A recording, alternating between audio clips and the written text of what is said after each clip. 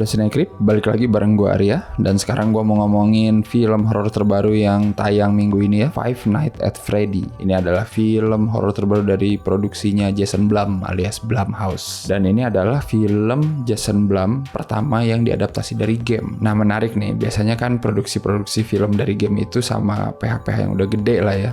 Ternyata Jason Blum pun penasaran. Tapi tentu saja sesuai dengan identitas PH dia ya, harus horor. Jadinya game yang dipilih adalah Five Nights at Freddy. Tapi sebelum ngomongin lebih jauh lagi soal film ini, gue mau ngucapin dulu terima kasih buat kalian para subscriber yang ikut membership Cinecrip. Thank you banget.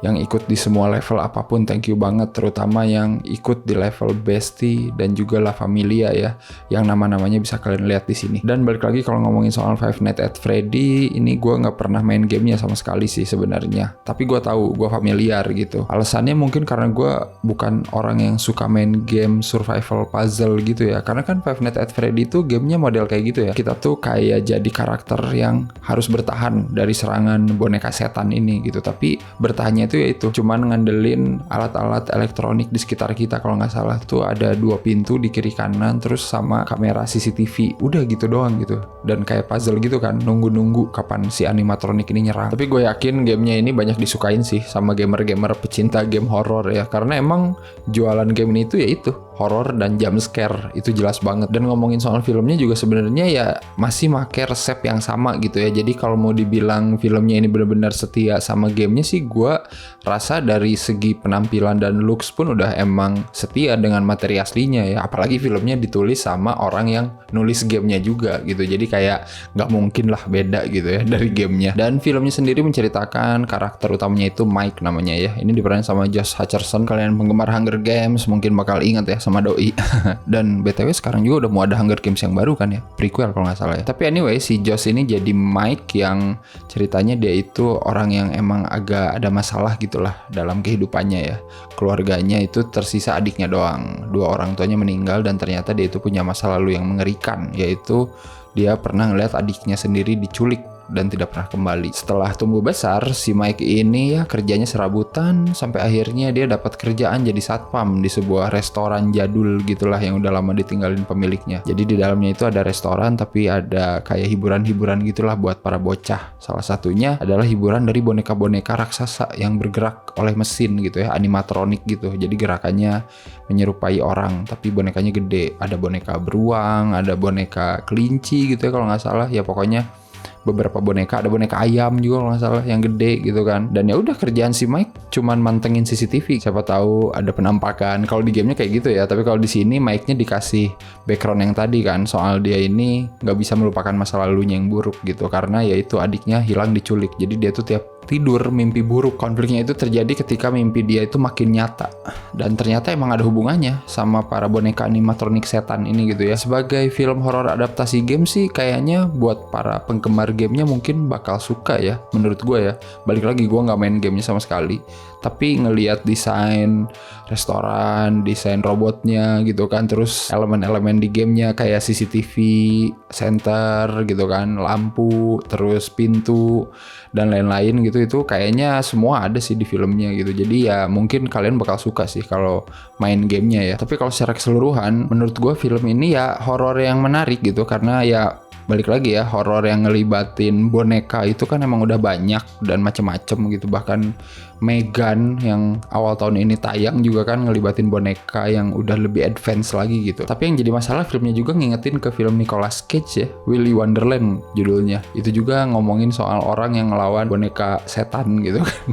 Jadi ya kurang lebih mirip, tapi balik lagi ini kan adaptasi game ya yang udah ada dari tahun 2014-2015 gitu gamenya. Kalau ngomongin soal horornya, gue nggak dapetin hal baru sih di film ini. Film ini tuh masih pakai formula horor yang menurut gue aman lah gitu, formulaik malah gitu ya. Jadi gue udah tahu nih arahnya kemana. Apalagi nanti di sini ngomongin masa lalu karakternya juga yang ternyata berkaitan sama para boneka setan ini gitu kan. Tapi itu juga menarik sih, itu kan elemen dari gamenya ya. Karena kalau nggak salah di gamenya sendiri boneka ini tuh emang dirasukin sama anak-anak yang hilang anak-anak yang diculik gitu, anak-anak yang dibunuh. Dan di sini ternyata ada kaitannya sama masa lalunya si Mike ini gitu, yang dia pernah ngelihat adiknya diculik gitu. Nah, jadi ya bagus sih secara storyline, dia emang masih setia gitu sama materi aslinya dan masih bisa nyambungin gitu sama karakter utamanya. Jadi ada sedikit backstory yang kuat gitu, yang bikin kita ngerasa simpati juga gitu sama karakter si Mike. Karakternya adalah karakter yang sering kita temui lah banyak di film horor gitu ya, dikasih backstory menyedihkan soal masalah keluarga dan harus menghadapi ketakutannya sendiri gitu kan. Itu bener-bener hal yang balik lagi ya, generik menurut gua gitu, dan sudah sering dilakukan. Apalagi di sini kan elemen boneka pembunuhnya itu ya emang sedikit banget menurut gua gitu, karena di sini nanti diliatin ada satu sekuen di mana si boneka ini membabi buta gitu ya, ngebunuhin orang-orang yang iseng pengen ngerampok, ngerusakin restoran itu gitu. Ya itu menarik sih, tapi udah kejutan-kejutannya juga nggak begitu bikin gua terkejut lagi gitu ya. Jump scare-nya yang emang digadang-gadang sebagai film adaptasi game horor yang banyak jump scare juga ya ada 1-2 gitu, tapi ya udah gitu doang gitu. Jump scare-nya bukan yang kreatif juga, cuman gue suka aja sih sama desain robot animatroniknya ini, dan ya bisa dibikin serem juga gitu. Padahal kan itu nggak ada ekspresinya ya, maksudnya bonekanya itu nggak dibikin kayak senyum, ketawa, sedih gitu, nggak ada gitu. Ya udah boneka gitu aja, tapi lewat mata udah lumayan gitu kelihatan, oh ini boneka bisa ngeri juga gitu. Tapi sisanya mediocre sih kalau kata gue ya. Sorry banget nih buat yang main gamenya terutama ya. Dan kalau film ini jadi film pertama untuk kickstart gitu franchise film-filmnya Five Nights at Freddy, ya bisa aja sih. Kan karena gamenya juga kalau nggak salah banyak ya, ada lebih dari 5 gitu, gue nggak tahu. Pokoknya spin-offnya juga ada banyak kan gamenya kalau nggak salah. Ada novelnya kalau nggak salah kan. Sah-sah aja sih menurut gue gitu ya. Untuk permulaan oke lah, cuman bukan yang bikin gue kayak aduh gue pengen nonton lagi deh kelanjutannya kalau nanti dibikin lagi gitu. Nggak bikin ampe gue kayak gitu. Jadi kalau mau gue kasih skor ya gue sih 6 aja lah ya, karena gue ngerasa film ini meskipun adaptasi dari game horror gitu, tapi kayak tidak menawarkan hal baru buat para penonton yang mungkin tidak pernah main gamenya gitu. Pengennya tuh ada sesuatu yang lebih gimana gitu. Biasanya Jason Blum kan bisa bikin yang lebih liar atau apa gitu, tapi di sini gue nggak nemuin sih hal itu gitu. Jadi kayak emang mungkin target pasarnya juga buat anak-anak muda gitu. Di sini juga ratingnya 13+ gitu, jadi ya nggak heran lah kalau kemasannya menurut gue kayak aman banget gitu film ini. Siapa tahu kalian pernah main gamenya dan udah nonton film ini suka banget. Sebutin suka apanya aja nih di sini gitu. Siapa tahu gue jadi tertarik juga gitu untuk lebih mendalami lagi apakah worth it kalau film ini dilanjutkan lagi dan gue harus nonton lagi. Dan seperti biasa, kalau udah nonton jangan lupa untuk like, share, subscribe Cinecrip. Kalian juga bisa follow Cinecrip di medsos, bisa dukung Cinecrip di Saweria atau Super Thanks, dan jangan lupa join membership Cinecrip ya. Ya udahlah kalau kayak gitu, sampai ketemu lagi lah di episode selanjutnya ya, karena masih bulan Oktober, masih banyak film horor yang menanti. Oke, kalau kayak gitu bye bye.